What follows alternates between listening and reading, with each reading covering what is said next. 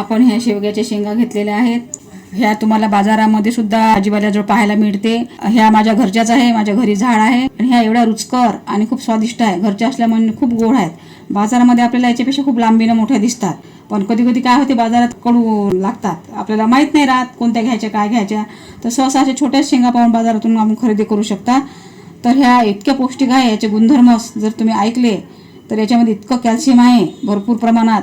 अंडे, दूध, गाजर, मटण, मच्छी याच्यापेक्षा त्यात 50% जास्त प्रमाणात कॅल्शियम आहे. जर तुमचे गुडघे दुखत असतील, तुमचे हातपाय दुखत असतील, तुमच्या हाताला मुंग्या येत असतील तर त्याच्यावर हे एक रामबाण उपाय आहे. तर आता माझ्या घरी असल्यामुळे याचं खूप प्रमाणात आम्ही सेवन करतो, मुलं, आमच्या घरी सर्व फॅमिली. तर गुडघे दुखणे, आपले दात दुखणे याच्यावर या प्रमाणात आपले जे आजार आहे याच्यावर खूप प्रमाणात आपले आराम पडते. तर तुम्ही घरी नसेल झाड तर तुम्ही बाजारातून आणून, दर आठवड्याला जरी बाजार असेल तुम्ही आणून याचं सेवन करू शकता. तर याच्यापासून माझ्या घरचं असल्यामुळे मी आलूमध्ये टाकते, सेपरेट सुद्धा बनवते आणि हे डाळीमध्ये मला खूप आवडतात, मी डाळीमध्ये सुद्धा टाकते. तर अशा प्रकारचा हा शेवगा आहे. तर याची मी आता डाळीमध्ये याचं टाकून शेवग्याचं वरण बनवणार आहोत. तर आपल्याला पहिल्यांदा याच्यावरची अशी आजूबाजूनं दोन्ही बाजू आपल्याला कापून घेणार आहे. आता ही जाड आहे पण तेवढी काही ठिसूळ नाही आहे, खूपच चांगली आहे. असं वाटतं तो जाड असेल बा, बिया ज्याच्या भरलेल्या असतील, पण नाही पहा किती लवकर कापलेले. असे साल आपल्याला काढून घ्यायचे. मी तुम्हाला एक काढून दाखवते. अशी साल आपल्याला काढायची आहे. जास्त साल नाही काढायची. ह्या सालीमध्ये पण खूपच प्रोटीन आहे.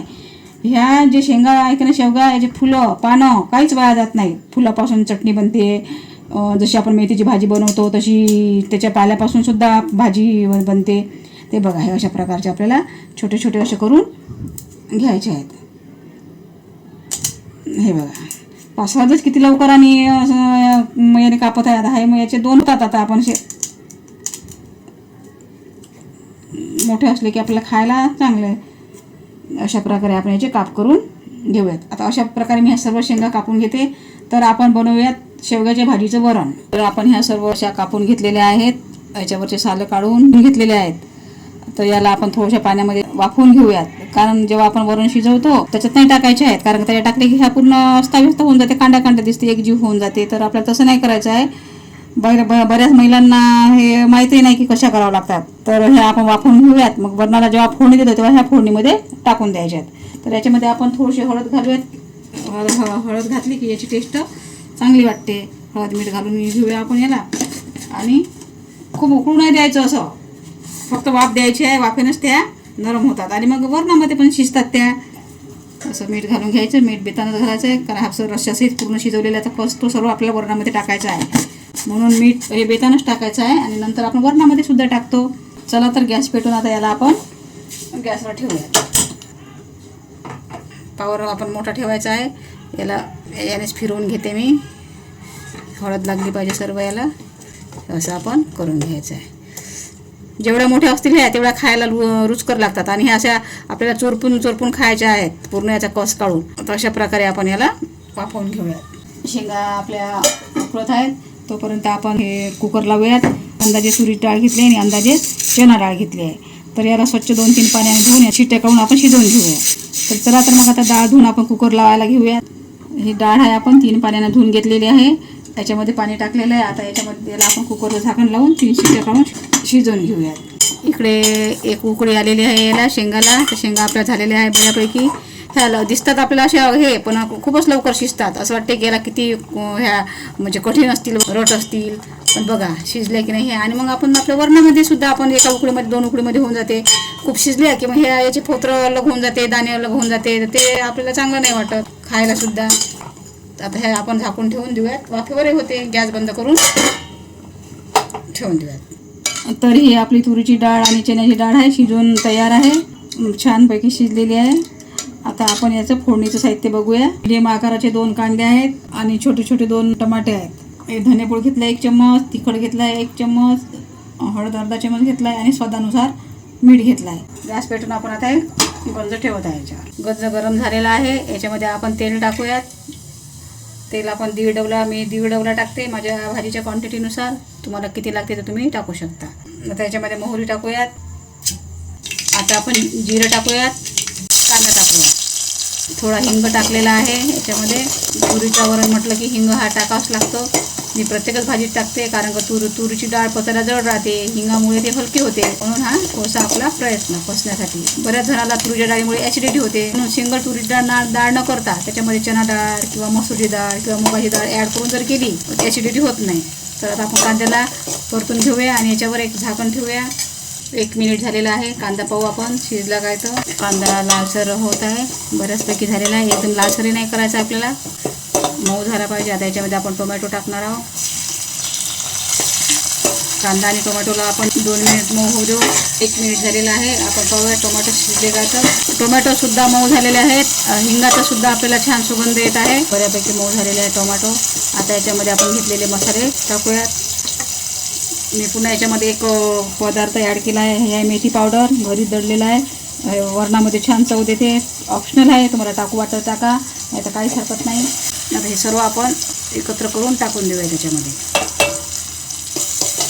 याला छान मसाला तेलामध्ये होऊ देऊ. छानपैकी मसाला होत आहे आपला तेलामध्ये. फक्त आपला मसाला कोणत्याही भाजीचा असो त्याने असं तेल सोडलेलं पाहिजे आणि मस्त शिजला पाहिजे तेलामध्ये.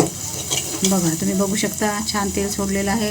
आता याच्यामध्ये आपण जी शिजलेली डाळ आहे ते डाळ आपण टाकूया. पण छान शिजलेली आहे आपली डाळ. त्याच्यामध्ये आपण मसाल्यामध्ये टाकून दिलेली आहे.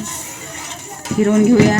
छान एकजीव करून फिरवून घ्यायची. मसाला आपल्या कशा गंधाच्या बुडाला लागलेला राहते, पूर्ण एकजीव करून आपण ही डाळ फिरवून घेऊ.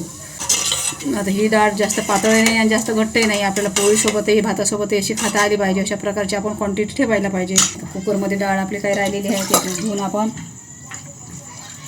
याच्यामध्ये हे पाणी टाकून घेऊया. आपल्याला पाण्याचा अंदाज पाणी किती लागते तर छान झालेली आहे, कारण का आपण ज्या शेंगा उकडलेल्या आहेत त्याच्यामध्ये सुद्धा पाणी सुटलेलं आहे. ते व्हिटॅमिनचं पाणी आहे, ते सुद्धा आपल्याला त्याच्यामध्ये टाकायचं आहे.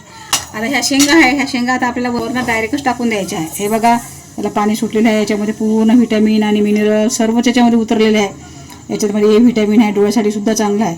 तर हे सतत खाल्ली पाहिजे भाजी. 4 महिने याचा काळ राहते, 4 महिनेसुद्धा ही बाजारात उपलब्ध असेल तर तुम्ही नक्की खा, कारण की ही आरोग्याच्या दृष्टिकोनातून खूपच महत्त्वपूर्ण आहे.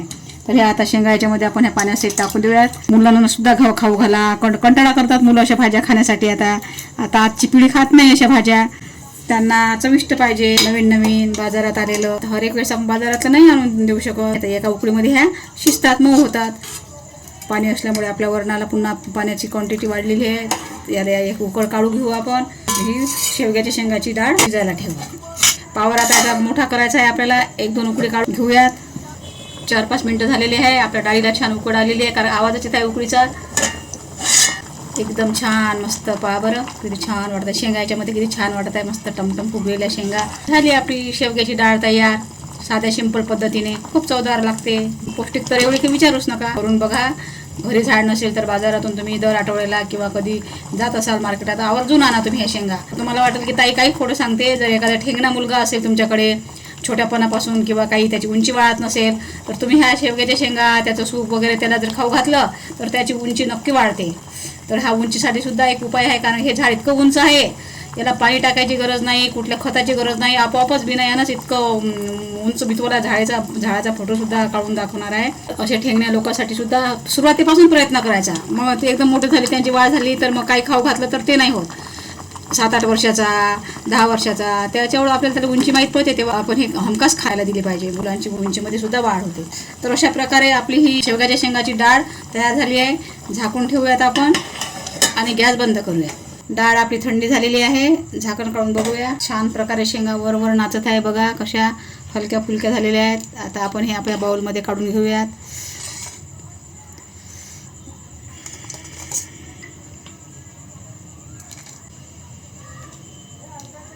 एकदम मस्त झाली आहे आपली शेवग्याची डाळ तयार. त्याच्यामध्ये आपण एक मिरची टाकूयात. बघा किती छान दिसते डाळ. अशा प्रकारे तुम्ही पण घरी करून बघा. शेवग्याच्या शेंगाची डाळ पौष्टिक आणि टेस्टी. अशा प्रकारे माझी ही रेसिपी तयार झाली आहे. भेटूया पुढच्या रेसिपीला.